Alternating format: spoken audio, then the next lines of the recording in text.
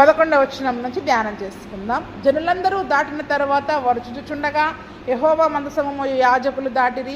మరియు ఇజ్రాయేలు చుచుచుండగా రూబేనీయులను, గాదీయులను, మనష్షే అర్ధగోత్రపు వారును మోషే వారితో చెప్పినట్లు యుద్ధ సన్నద్ధులై దాటిరి. సేనలో ఇంచుమించు 40,000 మంది యుద్ధ సన్నద్ధులై యుద్ధము చేయుటకు యెహోవా సన్నిధిని యెరికో మైదానములకు దాటి వచ్చిరి.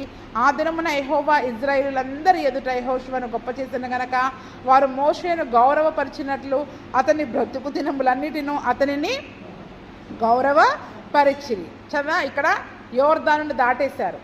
యోర్దానును దాటిన తరువాత వాళ్ళు చూస్తుండగానే ఈ మందసం మోసే యాజకులు కూడా ఏం చేశారు? యోర్దానును దాటి బయటికి వచ్చేశారు. కాబట్టి ఇజ్రాయేలు చూచుచుండగానే రూబేనీయులు, గాదీయులు, మనష్షే అర్ధగోత్రపు వారును మోషే వారితో చెప్పినట్లు యుద్ధ సన్నద్ధులై దాటిరి. అంటే వీళ్ళ వెనకాల ఎవరెవరు వచ్చారు చెప్పండి? యోర్దాను అవతల మేము ఉంటామన్నారు కదా, రూబేనీయులు, గాదీయులు, మనష్షే అర్ధగోత్రపు వాళ్ళు. ఎందుకంటే సగం గోత్రం వాళ్ళకి అవతల, సగం గోత్రం వాళ్ళకి యువతల వచ్చింది. కాబట్టి అర్ధగోత్రపు వాళ్ళు ఎంతమంది? ఇంచుమించు 40,000 మంది. అంటే వాళ్ళ కుటుంబాలు, భార్యలు, పిల్లలు, ముసలి వాళ్ళందరూ అక్కడ ఆగిపోయారు. ఈ 3 గోత్రాల నుంచి కూడా 40,000 మంది ఇంచుమించుగా, అంటే ఎక్కువ ఉండవచ్చు, కొద్దిగా తక్కువ కూడా ఉండవచ్చు, యుద్ధ సన్నద్ధులై మరి వారందరూ కూడా వచ్చి యెరికో మైదానానికి వచ్చేసారు. ఏ మైదానానికి వచ్చేసారు? యెరికో పట్టణము, దానికి ముందున్న మైదానంలో వచ్చి వాళ్ళు దిగారు. అంతకు మునుపు వరకు ఇంతకాలం ఎక్కడున్నారు వాళ్ళు? మోయాబు మైదానంలో ఉన్నారు. ఎక్కడున్నారు చెప్పండి?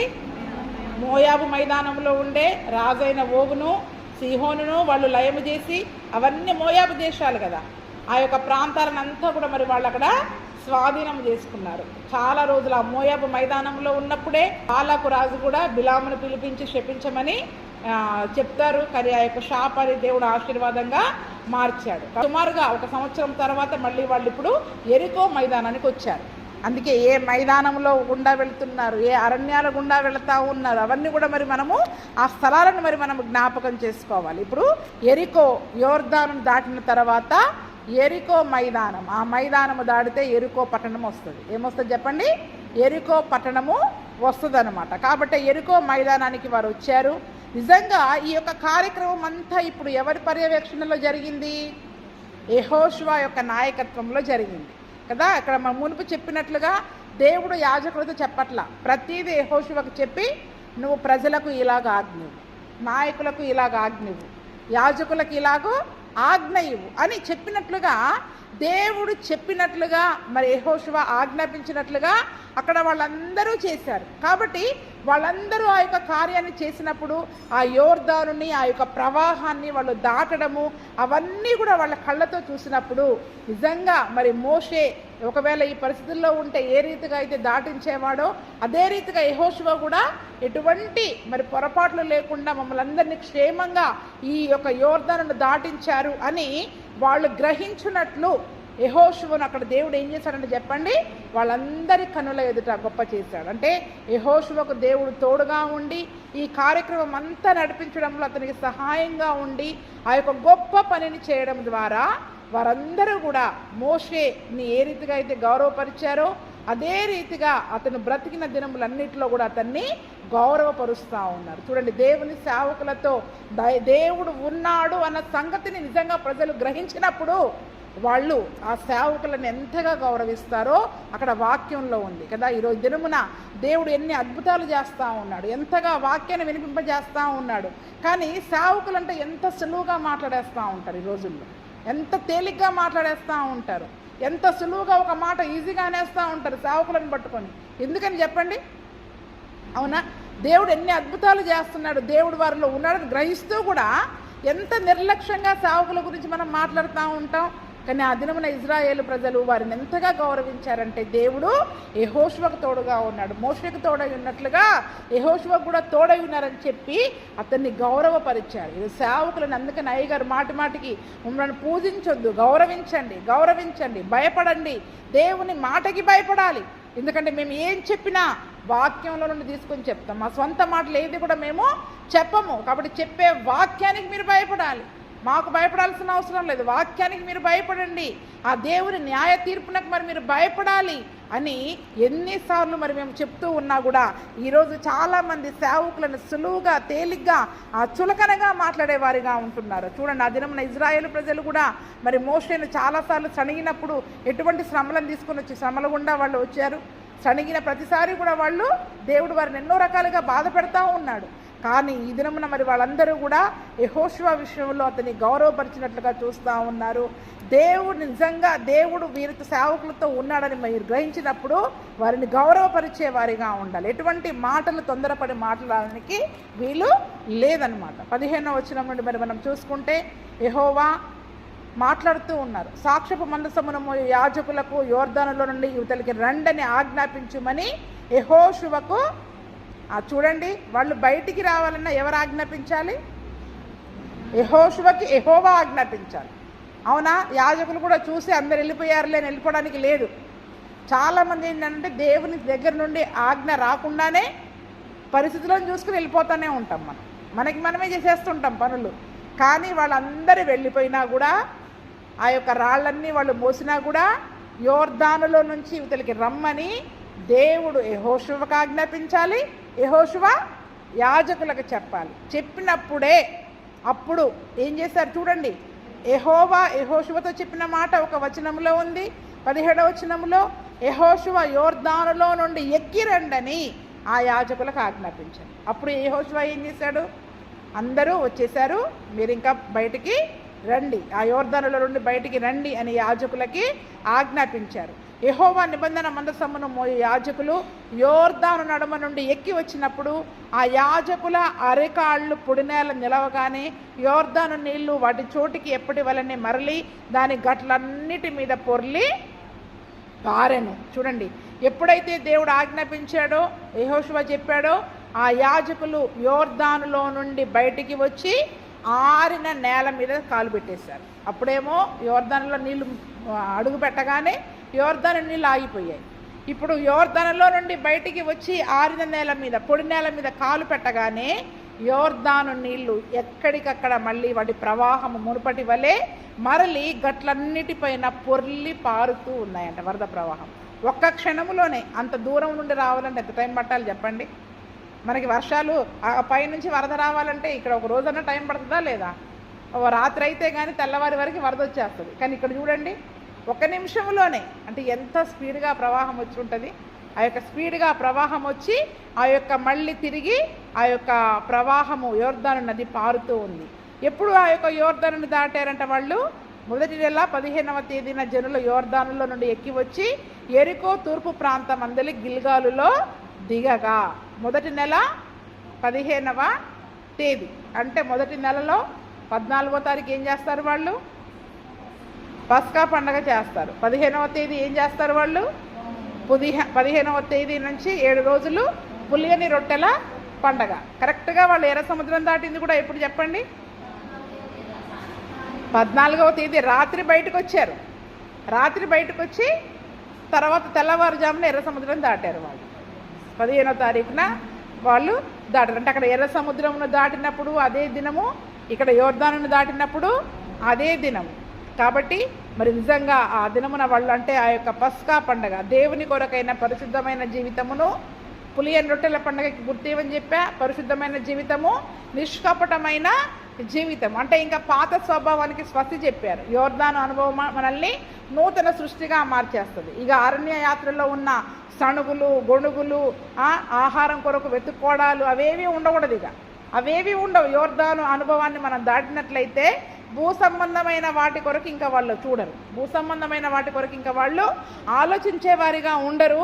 ఇంకా పరిశుద్ధమైన జీవితము, నిష్కపటమైన జీవితము, దేవుని కొరకు ఏ రీతిగా జీవించాలి అనే ఆ వాగ్దానాలు స్వతంత్రించుకునే ఆ వాగ్దానాల యొక్క దేశంలోనికి వాళ్ళు వచ్చేవారిగా ఉంటున్నారు. కాబట్టి చూడండి, ఈరోజు మన ఆత్మీయ జీవితంలో కూడా మరి మనం యోర్దాను దాటుతున్నామా? ఎంతమంది దాటాము? మన జీవితాన్ని మనం పరీక్షించుకోవాలి. ఇంకా అక్కడే అరణ్య యాత్రలో ఉన్నట్టు సణుగుతూ గొణుగుతూ దేవుడు ఇంకా నాకు అది చేయలేదు, ఇది చేయలేదని ఆహారం కొరకు, నీళ్ల కొరకు సణిగేవారిగా ఉంటున్నామా? సేవకులను సణిగేవారిగా ఉంటున్నామా? లేదా యోర్దానును దాటి దేవుడిచ్చిన వాగ్దానాలు, దేవుడిచ్చిన ఆశీర్వాదాలని స్వతంత్రించుకోవడానికి ఒక్క అడుగు దూరంలో మరి మనము ఉన్నామా అనేది దాన్ని మరి మనం కూడా అర్థం చేసుకోవాలి. అయితే వాళ్ళు ఎక్కడ దిగారంట? ఆ యొక్క ఎరికో మైదానంలో గిల్గాలు అనే ప్రాంతంలో దిగారు. ఎక్కడ దిగారు చెప్పండి? ఈ గిల్గాలు అనే ప్రాంతంలోనే ఈ 12 రాళ్లను కూడా ఏం చేశాడు? యెహోషువ నిలవబెట్టించి రాబో కాలమున మీ సంతతి వాళ్ళు ఈ రాళ్ళు ఎందుకని తమ తండ్రులను అడుగుదురు కదా వెళుతూ ఉంటారు ఆ దారిలో.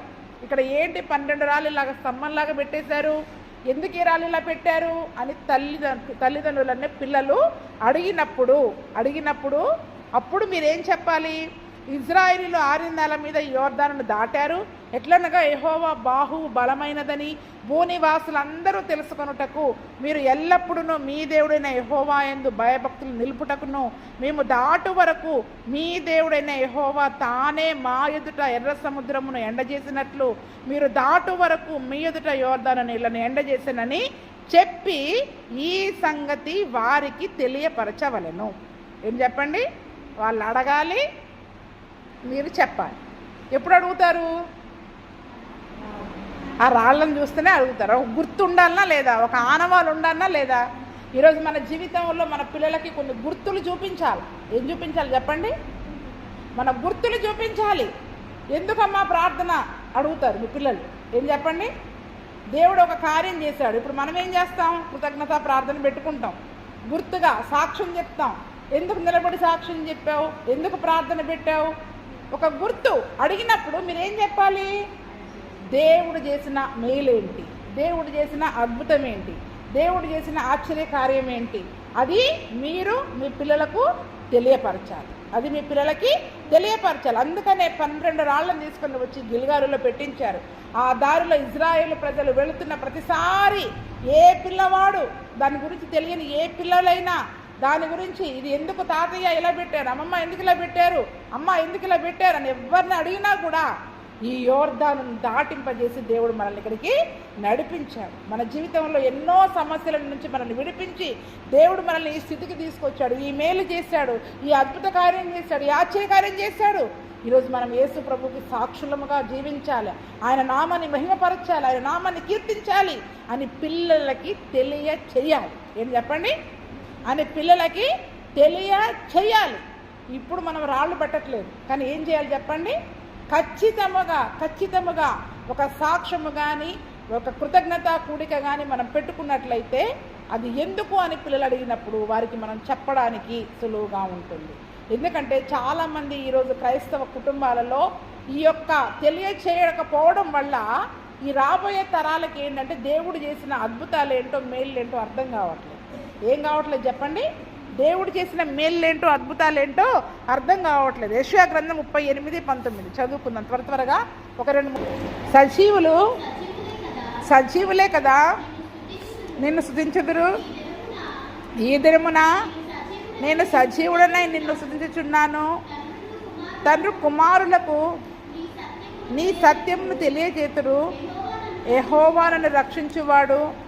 మన జీవిత దినములన్నీ యెహోవా మందిరములో తంతి వాద్యములు వాయింతుము. ఇక్కడ ఏమంటున్నారు చూడండి, సజీవులే ఆయన స్తుతిస్తారు. అందుకనే తండ్రులు కుమారులకు ఏం చేయాలి?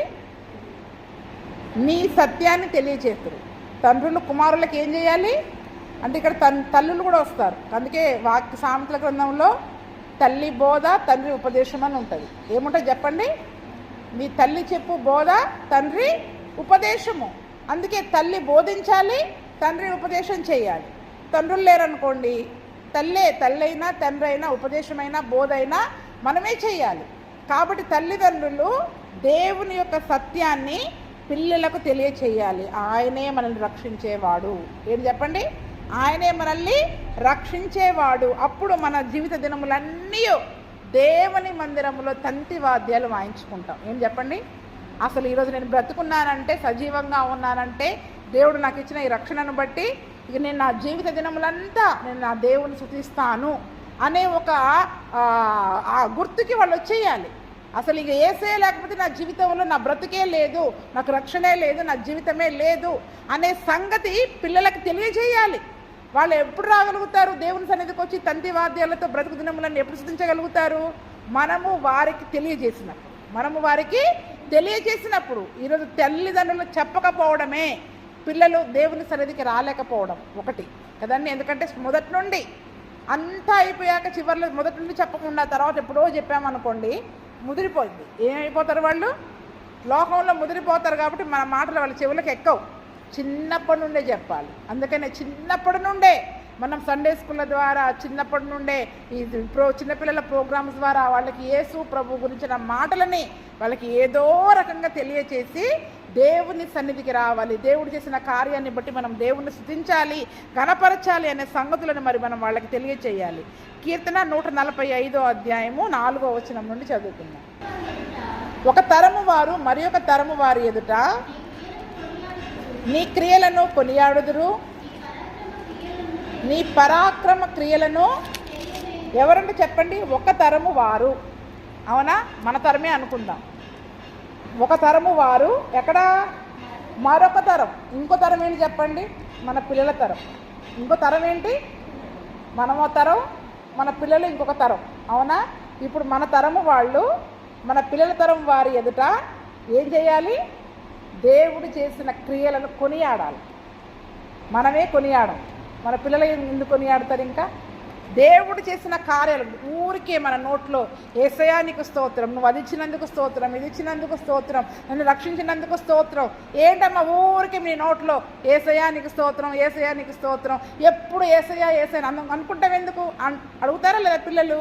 అడిగినప్పుడు మనం ఏం చెప్పాం? అప్పుడు ఆయన చేశాడమ్మా, చేయకపోతే ఈరోజు మనం సజీవంగా ఉండేవాళ్ళమే కాదు, ఈరోజు ఈ స్థితిలో ఉండేవాళ్ళమే అసలు మన నోట్లోనే రాలేదు. మన నోట్లోనే లేదనుకోండి, వాళ్ళు అడగరు, వాళ్ళకి మనం చెప్పము, దేవుడి క్రియలని మనము కనపరచము, మన పిల్లలు కూడా కనపరచము.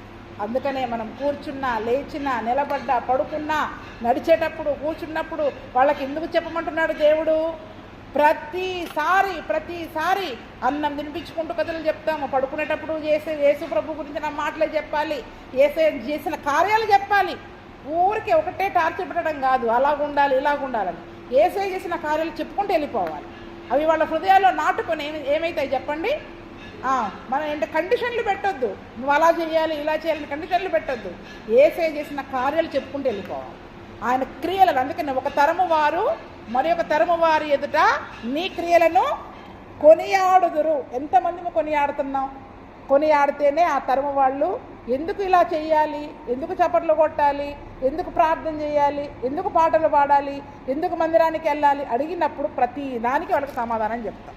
అసలు ముందు మన నోట్లో నుంచే రాలేదనుకోండి, దేవుని గణపరచడము మనం మన పిల్లలకి కూడా చెప్పలేము. కాబట్టి మనం అలవాటు చేసుకోవాలి. ప్రతి నిమిషము ప్రతి క్షణము ఆయనను స్తుతించడము, ఆయన కొనియాడము. అందుకని నిత్యము నా నోట నీ స్తుతి కీర్తన ఉంటుందని అన్నాడా లేదా దావీదు? ఎప్పుడు? నిత్యము. అసలు అది ఉంటే ఇంకా మనకి ముసలమ్మ చెట్లు వస్తాయా చెప్పండి? దానికి టైం ఎట్లా దొరుకుతుంది? నిత్యము మనం స్తుతిస్తా పోతుంటే అసలు వేరే మాటలు మాట్లాడడానికి మనకు టైం దొరుకుద్దా? టైం కూడా దొరకదు. అందుకే నిత్యము మనము స్తుతించేవారిగా ఉండాలి. మన పిల్లలకి దేవుని క్రియలను గురించి స్తుతించేటట్లుగా వారికి మనం నేర్పించాలి. ఇంకా ఏం చెప్తున్నారంట? నీ పరాక్రమ క్రియలు. దేవుడు ఎంత గొప్పవాడో శక్తిమంతుడో తెలియచేయండి. అమ్మో ఇంత అనారోగ్యం ఉంది, ఇటువంటి పరిస్థితి ఉంది, ఎలా దీన్ని జయించడం? దేవుని యొక్క పరాక్రమ కార్యాలు. దేవుని యొక్క పరాక్రమ కార్యాలు ఏంటో వాళ్ళకి ఏం చేయాలి చెప్పండి? తెలియచేయాలి. మహోన్నతమైన నీ ప్రభావ మహిమను, నీ ఆశ్చర్య కార్యాలను నేను ధ్యానించదను. నీ భీకర కార్యముల విక్రమమును మనుషులు ఏంటంట? భీకర కార్యాలు, ఆశ్చర్య కార్యాలు, పరాక్రమ కార్యాలు, ఆయన క్రియలు ఇన్ని ఉన్నాయి చూడండి. అక్కడ ఆయన క్రియల గురించి చెప్పాలి, ఆయన పరాక్రమ క్రియల గురించి పిల్లలకు చెప్పాలి. అప్పుడు వాళ్ళలో కూడా బలం వస్తుంది. వాళ్ళు ఒంటరి వాళ్ళైనా, దూరంగా ఉన్నా యేసయ్య నాతో ఉన్నాడు, ఒక పరాక్రమశాలి నాతో ఉన్నాడు, పరాక్రమము గల శూరుని వల్ల నాతో ఉండి నాకు సహాయం చేస్తున్నాడు అనే ధైర్యాన్ని పిల్లలు కలిగి ఉంటారు. ఒంటరితనము, బాధ, అపవాదికి దగ్గరికి రాడు. వచ్చినా కూడా దానిని జయించే శక్తిని మరి వారు కలిగి ఉంటారు. అందుకని ఆయన పరాక్రమ కార్యాలేంటి, ఆశ్చర్య కార్యాలేంటి, భీకర కార్యాలేంటి, వీటన్నిటిని గురించి వివరించాలి. దేవుని మహాత్యాన్ని గురించి వర్ణించాలి. నీ మహాదయాళుత్వమును గురించిన కీర్తిని వారు ఆయన దయ ఏంటో కూడా చెప్పాలి. ఏం చెప్పాలి చెప్పండి? ఆయన పరాక్రమం గురించి చెప్పాలి, ఆశ్చర్యకార్యాల గురించి చెప్పాలి. దేవుడు ఎంత దయగలిగిన వాడు. నువ్వెన్ని పొరపాట్లు చేసినా దేవుని దగ్గరకు వచ్చి కన్నీరు విడిస్తే ఆయన కనికరం చూపిస్తాడు, దయ చూపిస్తాడు, తిరిగి నిన్ను మళ్ళీ హత్తుకుంటాడు. ఈ లోకంలో అందరు నిన్ను వెలివేయచ్చు, కానీ దేవుని దగ్గరికి వస్తే ఆయన దయగలిగిన వాడు. కాబట్టి ఆయన దయను గురించి కూడా మనం ఏం చేయాలి? చెప్పాలి. నీతిని గురించి వాళ్ళు గానము చేసేదరు. ఏం చేయాలంట?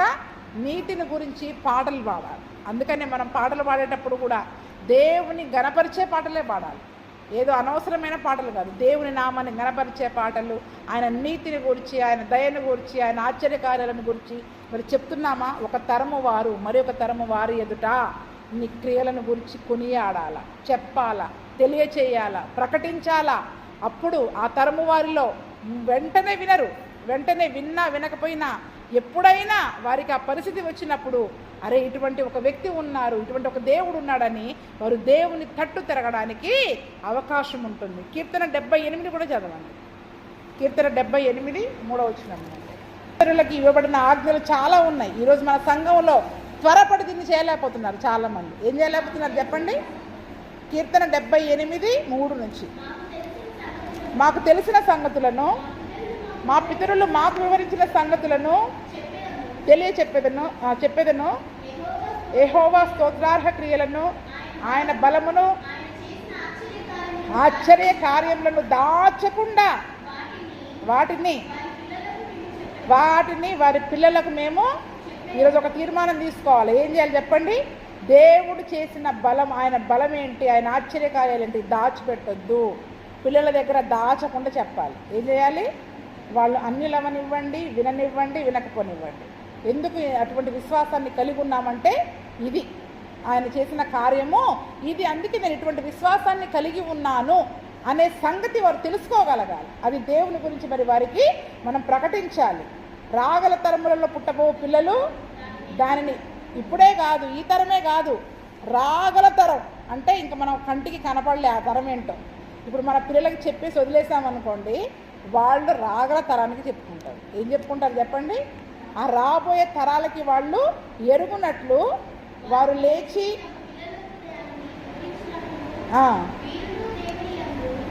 నిరీక్షణ గలవారై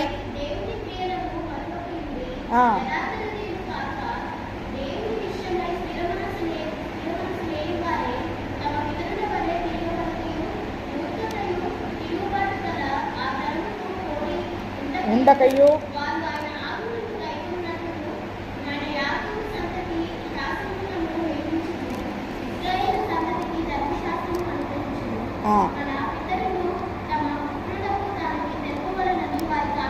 ఒక ఆజ్ఞ ఉంది. ఏం ఆజ్ఞ చెప్పండి? పదాజ్ఞలే కాదు. ఇదేం ఆజ్ఞ?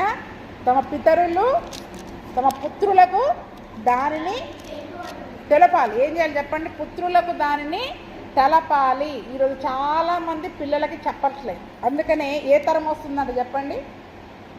ఎటువంటి తరం వస్తుందంట? స్థిర మనస్సు లేనివారు. 6వ వచనం నుండి చూడండి. యథార్థత ఉండట్లేదు, అబద్ధాలు చెప్పే పిల్లలు తయారవుతున్నారు. ఈరోజు పిల్లలు అబద్ధాలు చెప్తున్నారంటే దేవుని కార్యాల గురించి తల్లిదండ్రులు పిల్లలకు చెప్పకపోవడం వల్ల తల్లిదండ్రుల పిల్లల్ని పాడు చేస్తున్నారు. అబద్ధాలు చెప్పే పిల్లలు ఎలా తయారు చేస్తున్నారు చెప్పండి? దైవ భయం లేకుండా మనం పెంచినట్లయితే వాళ్ళు రేపు అబద్ధాలు చెప్పేస్తారు. ఇంకొకటి ఏంటి? స్థిరమైన మనస్సు ఉండదు, చంచలమైన మనస్సు ఉంటుంది, గాలికి పోయే పుట్టులాగా వెళ్ళిపోతూ ఉంటారు. అలా కాకుండా ఉండాలంటే మనము మన పిల్లలకు చెప్పాలి. ఇంకా ఏమంట? తిరగబడే తత్వం. పితరులు ఎలాగ తిరగబడ్డారో సేవకుల పైన తల్లిదండ్రుల పైన తిరగబడే వారిగా ఉంటుంటారట. ఈరోజు తరంలో ఎలా ఉన్నారు పిల్లలు? తల్లిదండ్రుల పైన తిరగబడుతున్నారు, తల్లిదండ్రులను తిడుతున్నారు, దూషిస్తున్నారు, కొడుతున్నారు. పెద్ద చిన్న తేడా తెలియట్లేదు. ఎవరిని పడితే వాళ్ళతో, పెద్దవాళ్ళతో కూడా ఎదురు తిరిగి మాట్లాడేవారిగా ఉంటా ఉన్నారు. ఈ తరాలు రాకుండా అసలు ఇటువంటి వాళ్ళు మన కంటికి కనపడొద్దు అంటే మనం చేయాల్సిన పని ఏంటి చెప్పండి? త్వరపడి చేయాలి. వాడు పెద్దోడయ్యాక చెప్తానంటే కుదరదు. ఎప్పుడు నేర్పించమన్నాడు దేవుడు? బాలుడుగా ఉన్నప్పుడు చెప్పమన్నాడు. ఎప్పుడుగా ఉన్నప్పుడు చెప్పమన్నాడు? బాలుడు. వాడు అబద్ధాలు ఆడినప్పుడేమో మనం ఏం చెప్పాం? వాడు చిన్నప్పుడు తప్పు పనులు చేస్తున్నప్పుడు మనం సరి చేయాలి. పెద్దవాడైనాక చెప్దామంటే వాడు వింటాడా? ఇంకా చేయి దాటి వెళ్ళిపోతాడు. అప్పుడు చేయి దాటి వెళ్ళిపోతాడు. అందుకనే యథార్థ హృదయాలు, అబద్ధాలు చెప్పే పిల్లలు, స్థిరమైన హృదయం లేని వారు, తిరగబడే వాళ్ళు, 7వ వచనంలో కూడా చూడండి, మూర్ఖతయు తిరుగుబాటును గల ఆ తరమును పోలి ఉండకుండా. మూర్ఖులుగా ఉంటారు పిల్లలకి, చెప్పినా వినరిగా, చేయి దాటిపోతారు, వాళ్ళు చేయి దాటిపోతారు. తిరుగుబాటును గల ఆ తరము. పిల్లలు ఎవరైనా తిరుగుబాటు చేసినా, ఒక మాట తల్లిదండ్రులను దూషించినా వెంటనే 4 దెబ్బలు వేయండి, తప్పేం కాదు. నా కూతురే కదా అని నవ్వారనుకో, నన్ను ఇలాగన్నదని నవ్వారనుకో, రేపు పెద్దగా కూడా ఉంటుంది. అప్పుడు మీకు ఏడుపు వచ్చినప్పుడు ఏడ్చారనుకోండి, ఉపయోగం ఉండదు. ఇంకా చిన్నప్పుడే వెంటనే, మా అమ్మ అయితే మూతి మీదనే వేసేది, వెంటనే వేసేది. ఈరోజు ఎవరైనా కొడుతున్నారా? కొట్టట్లేదంటే ఇటువంటి పిల్లలు తయారవుతారు. అందుకనే చూడండి, ఒక స్తంభము, ఒక గుర్తు, ఒక ఆనవాళ్ళను చూపించి, ఎందుకు ఇది అంటే ఒక గుర్తు, దేవుడు చేసిన ఆశ్చర్య కార్యాలు ఏంటో, బలమేంటో అక్కడ వాళ్ళు వివరించి చెప్తూ ఉన్నారు. ఈ దినమున మనకు ఆ స్తంభాలు లేవు, కానీ ఈరోజు దేవుడు మన జీవితంలో చేసిన ప్రతి దానిని రాబోయే తరము వాళ్ళకి తెలియచేయాలి. లేదంటే రాబోయే తరాలని పాడు చేసే తల్లిదండ్రులుగా తయారవుతున్నాం. ఏమవుతున్నా చెప్పండి? రాబోయే తరాలని ఇప్పుడు చెప్పకుండా తర్వాత ఎంత చెప్పినా ఉపయోగం లేదు. వాళ్ళకి 10, 12 సంవత్సరాలు, 15 సంవత్సరాలు దాటిన తర్వాత మీరు వాళ్ళని కొట్టలేరు, తిట్టలేరు. ఏం చేస్తారు? కొడతామంటే చేయి కోసుకుంటాం, చచ్చిపోతా, మనల్ని బెదిరించేటోళ్ళు తయారవుతారు. మనల్ని బెదిరించేటోళ్ళు, వాడు ఏం చేసుకుంటాడోనని అప్పుడు చెప్పలేము, ఏమీ చేయలేము. వాడు పూర్తిగా ఆడపిల్లలు కానివ్వండి, మగపిల్లలు కానివ్వండి. ఈ మధ్యలో ఒక అమ్మాయి విపరీతంగా ఫోన్ మాట్లాడుతుంది. అయ్యగారు చూసి గద్దించారు, తల్లిదండ్రులకు చెప్పారు. అవునా? తిరిగి అయ్యగారు ఎన్నిసార్లు ఫోన్ చేసినా ఎత్తట్లేదు, ఫోన్ చేసినా ఎత్తడం లేదు. వాళ్ళ అమ్మకి ఫోన్ చేసి, ఏ అమ్మ మీ అమ్మాయి ఫోన్ ఎత్తట్లేదు అంటే, ఇక్కడే ఉందయ్యా అంటే, అడుగు నేను చేశానా లేదా అంటే, అడుగు అన్నారు. అమ్మాయి ఆమె అడిగింది, ఏమ్మా అయ్యగారు చేశారా అంటే, చేశారు, నేను ఎత్తను, చేసినా నేను ఎత్తను, ఇదే సమాధానం వచ్చింది. స్పీకర్ కదా మరి, ఎత్తనంటుంది అయ్యా ఫోన్, చెప్పేశారు.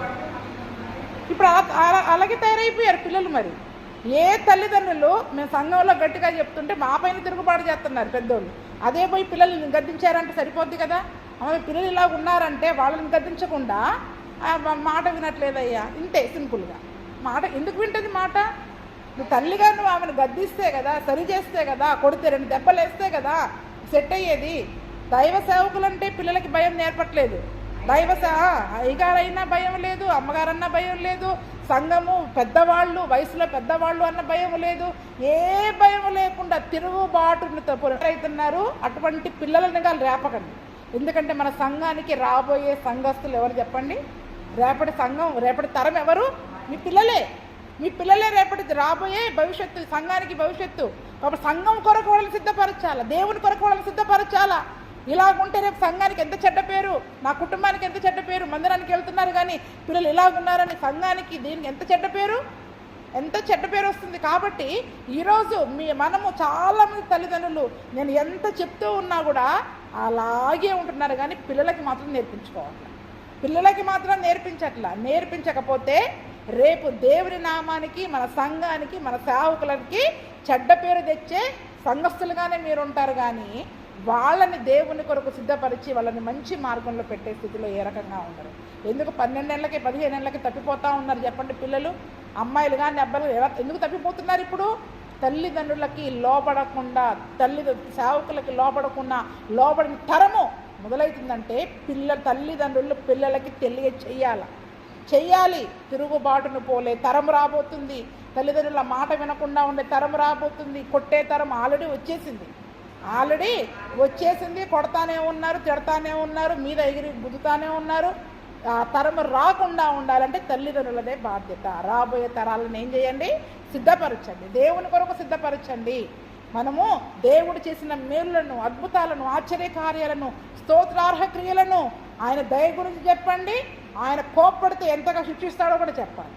ఆయన కోప్పడితే ఎంతగా శిక్షిస్తాడో, మన జీవితాలు ఏమైపోతాయి అనే సంగతిని కూడా మీరు విన్నదాన్ని మీ పిల్లలకు చెప్పాలి. ఏం చేయాలి చెప్పండి? మీకు తెలియదుగా. అందుకని ఇక్కడ ఏమన్నారు? మీరు వినిన సంగతులను, మా పితరుల ద్వారా మేము వినిన, దైవ సేవకుల ద్వారా మీరు విన్న ప్రతి సంగతిని మీరు మీ పిల్లలతో పంచుకోవాలి, చెప్పాలి. అది వాళ్ళకి అవసరమా లేదా తర్వాత సంగతి. ఆ చిన్నపిల్లలు కదా వాళ్ళకి ఎందుకులే అని వదిలేసే వారిగా ఉండడానికి వీలు లేదు. ఆదివారం మా పాప గుడికి వెళ్ళి వచ్చిందంటే నేను ముందు ఫస్ట్ అడుగుతా, ఏం వాక్యం చెప్పారు, ఏం వాక్యం చెప్పారు. మా అబ్బాయిని అడుగుతా, మా అమ్మాయిని అడుగుతా. అడిగినా మీకేం అర్థమైంది చెప్తారు. అర్థం కాకపోతే ఇలా ఉండాలి, అది దాని అర్థం అని చెప్తాను. ఇప్పుడు వాళ్ళు ఊరికి గుడికి వెళ్ళి రావడం ముఖ్యం కాదు. వాళ్ళు గుడికి వెళ్ళి వచ్చినాక ఆ వాక్యాన్ని బట్టి వాళ్ళు నడుచుకుంటున్నారా లేదా వాళ్ళని మనం సరి చేసుకునే విధముగా వాళ్ళు ఉండాలి. ఈరోజు ఏం చెప్పారు సేవకులు వాక్యం గుడిలో అడగాలి మన పిల్లల్ని. మరి అలా ఉండడానికి ప్రార్థన చేసుకో, చెప్పాలి మన పిల్లలకి. ఒకవేళ వాళ్ళు రాలేదు, మీరు విన్న సంగతులని ఫోన్ చేసి చెప్పండి, ఇంటికి వెళ్ళి చెప్పండి. నువ్వు విన్న సంగతిని ఇంటికి వెళ్ళి మీ పిల్లలకు చెప్పాలి. ఈరోజు అమ్మగారు ఇలా చెప్పారు, ఈ సంగతి మీరు అలాగ ఉండాలి. లేదా అంటే ఇద్దరు రేపు ఏమైపోతారు చెప్పండి, రెండు ముళ్ళ కంపల్లాగా అయిపోతారు.